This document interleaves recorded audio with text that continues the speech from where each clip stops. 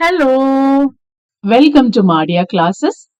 ഇന്നത്തെ വീഡിയോയില് നമ്മൾ ഇക്കായി ദോയിലുള്ള രണ്ടാമത്തെ ചാപ്റ്റർ ആയിട്ടുള്ള ഫൂൽ എന്ന കവിതയാണ് പഠിക്കാൻ പോകുന്നത്. ഫൂൽ എഴുതിയിരിക്കുന്നത് ഡോക്ടർ രാമദർശൻ മിശ്ര. നമുക്കറിയാം, ഇന്ന് പല വീടുകളിലും കടകളിലും ഒക്കെ പ്ലാസ്റ്റിക് പൂക്കൾ വെക്കാറുണ്ട് അല്ലേ? അവ കാണാൻ വളരെ മനോഹരമാണ്, പക്ഷെ അതിന് സുഗന്ധമില്ല, അതിൽ തേനില്ല, അതുപോലെ അതിന് ജീവനുമില്ല. അതുകൊണ്ട് തന്നെ തേനീച്ചകൾക്കും ചിത്രശലഭങ്ങൾക്കും പക്ഷികൾക്കും ഒരു ഗുണവും അതിൽ നിന്ന് കിട്ടാനും പോകുന്നില്ല. അപ്പോൾ ഈ കവിതയിൽ കവി നമ്മോട് പറയുന്നത് പ്രകൃതിദത്തമായ പൂക്കളുടെയും പ്ലാസ്റ്റിക് പൂക്കളുടെയും തമ്മിലുള്ള വ്യത്യാസത്തെ കുറിച്ചാണ്. നമുക്ക് ഈ കവിത ഒന്ന് വായിച്ചു നോക്കാം. ബാസാർ മേ സജാ പ്ലാസ്റ്റിക് കെ ഫൂലോं का उद्यान. ബാസാർ മേ സജ, മാർക്കറ്റിൽ അലങ്കരിച്ച് വെച്ചിരിക്കുകയാണ് പ്ലാസ്റ്റിക് കെ ഫൂലോं का ഉദ്യാൻ, പ്ലാസ്റ്റിക് പൂവുകളുടെ ഒരു പൂന്തോട്ടം. ക്യാ ഗജബ് കി രംഗത് ഹേ, എത്ര അത്ഭുതകരമായ നിറഭംഗിയാണ് അവയ്ക്ക്. ജേസെ ബിനാ മോസം ബഹാർ ആ ഗയി ഹോ, വസന്തകാലമല്ലാത്ത സമയത്തും നിറയെ പൂക്കൾ വിടർന്നിരിക്കുന്നത് പോലെയാണ്. न मिट्टी घोड़ने की समस्या, न खाद न पानी. ഈ പൂക്കൾക്ക് ന മിട്ടി, മണ്ണ് ആവശ്യമില്ല, അതുപോലെ ന മിട്ടി ഘോड़ने സമസ്യ, മണ്ണ് കുഴിക്കേണ്ട ബുദ്ധിമുട്ടും ഇല്ല, അതുപോലെ ന ഖാദ്, വളവും വേണ്ട, ന പാനി, വെള്ളവും വേണ്ട.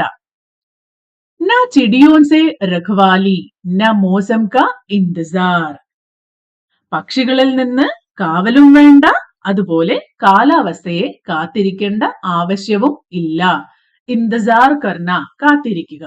രഖ്വാലി എന്ന് പറഞ്ഞ സേഫ് ആക്കുക. അപ്പൊ പക്ഷികളിൽ നിന്ന് സേഫ് ആക്കേണ്ട ആവശ്യമില്ല, കാരണം പ്ലാസ്റ്റിക് പൂക്കളിൽ പക്ഷികൾ വരില്ല. ന മോസം കാ ഇന്തസാർ, മഴ പെയ്യുകയോ അല്ലെങ്കിൽ വെയിലുണ്ടാവുകയോ ഒന്നും ഈ പൂക്കൾക്ക് ആവശ്യമില്ല. ഏക് ഹി ഭാവ് സെ ഹമേശ ദഹത്കത്തെ രഹത്തെ ഹെ യേ ഫൂൽ.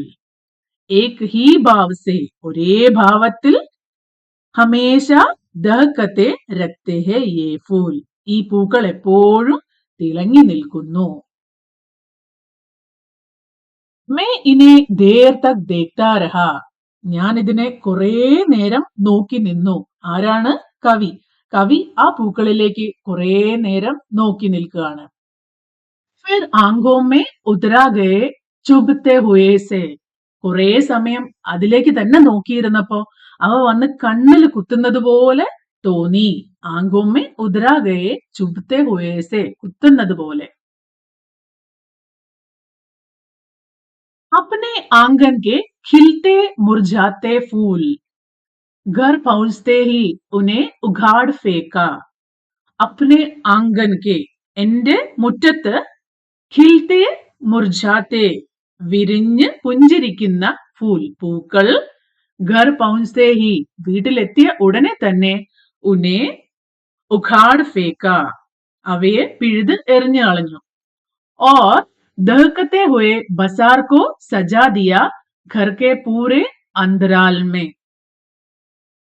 വീട്ടിലുണ്ടായിരിക്കുന്ന ഒറിജിനൽ പൂക്കൾ, മുറ്റത്ത് വിടർന്നിരിക്കുന്ന സാധാരണ പൂക്കളൊക്കെ പറിച്ചു കളഞ്ഞ് അതൊക്കെ വലിച്ചെറിഞ്ഞ് കളഞ്ഞിട്ട്, ദഹക്കത്തെ ഹുയെ ബസാർ കോ എന്ന് പറഞ്ഞാൽ ഇവിടെ ചന്തയെ അല്ലെങ്കിൽ ചന്തയിൽ നിന്ന് വാങ്ങിച്ചിരിക്കുന്ന പ്ലാസ്റ്റിക് പൂക്കളെ കൊണ്ട് സജാദിയ ഘർക്കെ പൂരെ അന്തരാൽമേ, വീട്ടിന്റെ ഉള്ളിൽ മുഴുവൻ ഓരോ കോണിലും നല്ല ഭംഗിയുള്ള പ്ലാസ്റ്റിക് പൂക്കൾ ചന്തയിൽ നിന്ന് വാങ്ങിയിട്ട് അതുകൊണ്ട് അലങ്കരിച്ചു.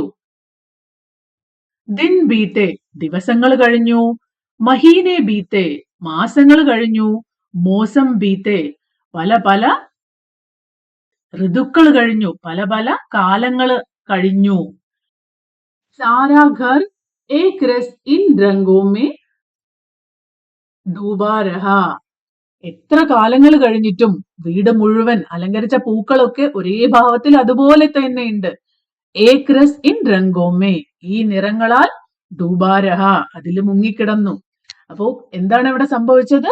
കവി മാർക്കറ്റിൽ പോയപ്പോ അവിടെ നല്ല ഭംഗിയുള്ള പ്ലാസ്റ്റിക് പൂക്കളെ കണ്ടു. ഇതിനെ അധികം പരിപാലിക്കേണ്ടതൊന്നുമില്ല.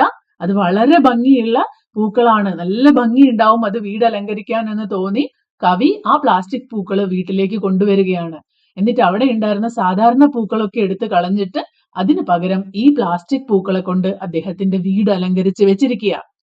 കാലങ്ങൾ കഴിഞ്ഞു, ആ പൂക്കൾക്ക് ഒരു മാറ്റവുമില്ല. അതേ ഭംഗിയിൽ അത് ഇപ്പോഴും ആ വീട്ടിൽ നിൽക്കുകയാണ്. हवाओं ने कहा हमें गंध चाहिए मैं चुप रहा. ഹവാഓനെ കഹ, കാറ്റ് പറഞ്ഞു, ഹമേ ഗന്ധ ചായേ, പൂക്കളുടെ സുഗന്ധം വേണം. മേ ചുപ് രഹ, ഞാൻ മിണ്ടാതിരുന്നു. കവിയോട് കാറ്റ് പറയുകയാണ് ഈ പൂക്കളുടെ സുഗന്ധം വേണം. അപ്പൊ കവി മിണ്ടാതിരുന്നു. മധുമക്കിയോനെ കഹ ഹമേ രസ് ചായേ മേ ചുപ് രഹ. ഇനി തേനീച്ചകൾ വന്നിട്ട് പറഞ്ഞു ഹമേ രസ് ചാഹിയേ, ഞങ്ങൾക്ക് തേൻ വേണം. മേ ചുപ് രഹ, കവി വീണ്ടും മിണ്ടാതിരിക്കുകയാണ്. തിത്തലിയോനെ കഹ ഹമേ കോമൽ സ്പർശ് ചായേ മേ ചുപ് രഹ. തിത്തലിയോ, പൂമ്പാറ്റകൾ പറഞ്ഞു ഹമേ കോമൽ സ്പർശ്, കോമളമായ സ്പർശം പൂക്കളുടെ, അത് ആവശ്യമാണ്. അപ്പോഴും ഞാൻ, അതായത് കവി ചുപ് രഹ, മിണ്ടാതിരുന്നു. മാനെ കഹ മുझे പൂജ के लिए फूल चाहिए मैं चुप रहा. അമ്മ എന്നോട് പറഞ്ഞു മുझे പൂജ के लिए, എനിക്ക് പൂജ ചെയ്യാൻ വേണ്ടി ഫൂൽ ചാഹിയേ, പൂക്കൾ വേണം. അപ്പോഴും ഞാൻ മിണ്ടാതിരുന്നു. മുझे വേണി के लिए फूल चाहिए मैं चुप रहा. എനിക്ക് മുടിയിൽ ചൂടാൻ പൂക്കൾ വേണം എന്ന് പറഞ്ഞപ്പോഴും ഞാൻ മിണ്ടാതിരുന്നു. लेकिन जब बच्चे ने कहा बापू मुझे फूल चाहिए फूलों की पहचान के लिए तो मैं चुप न रह सका. എന്നാൽ കുട്ടി വന്നിട്ട് എന്റെ അടുത്ത് പറയാണ്, ബാപ്പു, അച്ഛാ, എനിക്ക് പൂക്കൾ വേണം. മുझे फूल चाहिए फूलों की पहचान के लिए, പൂക്കളെ തിരിച്ചറിയാൻ വേണ്ടി. ഇത് ഈ ഭംഗിയുള്ള പൂക്കളുണ്ട്, ഇത് ഒറിജിനൽ പൂക്കളാണോ പ്രകൃതിയിലുള്ള പൂക്കളാണോ എന്നും അറിയില്ല അല്ലെ. അപ്പൊ ഫൂലോം കി പേച്ചാൻ കേലിയേ, പൂക്കളെ തിരിച്ചറിയാൻ വേണ്ടി. തോമേ ചുപ് ന രഹ സക, ഒരു കുഞ്ഞ് വന്ന് അതുപോലെ പറഞ്ഞപ്പോൾ, കാരണം കുഞ്ഞുങ്ങള് പഠിച്ചു വരികയാണ്, പല കാര്യങ്ങളും കണ്ട് മനസ്സിലാക്കി വരികയാണ്. അപ്പൊ ആ കുഞ്ഞിന് ഒറിജിനൽ പൂവും പ്ലാസ്റ്റിക് പൂവും തമ്മിലുള്ള വ്യത്യാസം മനസ്സിലാകാതെ വരുന്നു എന്ന് തോന്നിയപ്പോൾ കവിക്ക് അവിടെ മിണ്ടാതിരിക്കാൻ പറ്റിയില്ല. ഹൃദയ് ഹാഹാകാർ കർ ഉടാ, हाय मैंने क्या कर दिया कि बच्चे फूलों की पहचान से विजिंद हो गए. എന്റെ ഹൃദയം വേദന കൊണ്ട് പുളഞ്ഞു, അല്ലെങ്കിൽ വേദന കൊണ്ട് നിലവിളിച്ചു. അതാണ് ഹൃദയ് ഹാഹാകർ ഉടാ. ഹായ് മേനെ ക്യാ കർ ദിയാ കി, അയ്യോ ഞാൻ എന്താണ് ചെയ്തത്. ബച്ചേ ഫൂലോം കി പഹചാൻ സെ വിജിന്ത് ഹോ ഗയേ, കുട്ടികൾക്ക് പൂക്കളെ തിരിച്ചറിയാനുള്ള അവസരം നഷ്ടപ്പെട്ടു, അവർക്ക് പൂക്കളെ തിരിച്ചറിയാൻ പറ്റാതെയായി പോയി. मैंने प्लास्टिक के सारे फूल तोड़ डाले और फावड़ा लेकर अपनी आंगन के मिट्टी से गूंजने लगा. കവി എന്താ ചെയ്തത്? मैंने प्लास्टिक के सारे फूल, പ്ലാസ്റ്റിക്കിന്റെ എല്ലാ പൂക്കളും തോട് ഡാലെ, പൊട്ടിച്ചു കളഞ്ഞു. എന്നിട്ട് ഫാവഡ ലേക്കർ, ഒരു മൺവെട്ടിയും എടുത്ത് അപ്നെ ആംഗൻ കി മിട്ടി സേ, തന്റെ മുറ്റത്ത് പോയിട്ട് പറമ്പിലുള്ള മണ്ണില് കുഴിക്കാൻ തുടങ്ങി. ഗൂജ്നെ ലഗാ, മിട്ടി മുസ്കുരായി, മണ്ണ് പുഞ്ചിരിക്കാൻ തുടങ്ങി. ഹവ ഖിൽഖിലായി, ഹവ കാറ്റ് സന്തോഷത്തോടെ വീശാൻ തുടങ്ങി.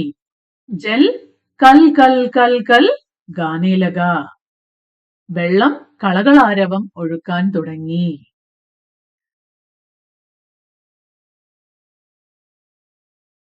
അപ്പൊ ഈ ഒരു കവിതയിലെ വരികളിൽ നിന്ന് നിങ്ങൾക്ക് എന്താ മനസ്സിലായത്? എത്രയെത്ര ഭംഗിയുള്ള പ്ലാസ്റ്റിക് പൂവുകളായാലും അതിന് സുഗന്ധമുണ്ടാവില്ല, അതിന് ആ ഒരു സ്പർശന സുഖമുണ്ടാവില്ല, അതില് പൂന്തേനുണ്ടാവില്ല. അതുപോലെ അത് തലയിൽ ചൂടാനോ അത് പൂജ ചെയ്യാനോ പറ്റില്ല. അതിനേക്കാളും ഉപരിയായി നമ്മൾ പ്രകൃതിയെ തൊട്ടറിഞ്ഞു വളരേണ്ടതിന്റെ ആവശ്യകതയുണ്ട്. അതും ഈ പൂക്കൾ കൊണ്ട് നടക്കില്ല. അപ്പോ വളരെ മനോഹരമായ ഒരു കവിതയാണിത്. എല്ലാവരും വായിച്ചു നോക്കുക. ഈ കവിതയിലുള്ള ഓരോ വാക്കുകളുടെയും അർത്ഥം നമ്മൾ ഇവിടെ കൊടുത്തിരിക്കുകയാണ്. നിങ്ങൾക്ക് അറിയാത്ത വാക്കുകൾ ഇതിലുണ്ടെങ്കിൽ ഇത് വായിച്ച് മനസ്സിലാക്കാൻ ശ്രമിക്കാം. ഈ കവിത നമ്മൾ ഇവിടെ വെച്ച് അവസാനിപ്പിക്കുകയാണ്. ഇതിന്റെ എക്സസൈസ് പാർട്ട് 2 വീഡിയോ ആയിട്ട് ചെയ്യുന്നതാണ്. നിങ്ങളുടെ സംശയങ്ങളും അഭിപ്രായങ്ങളും ഒക്കെ എന്നെ കമന്റ് ആയിട്ട് അറിയിക്കുക. അടുത്ത വീഡിയോയിൽ കാണുന്നത് വരെ ബൈ.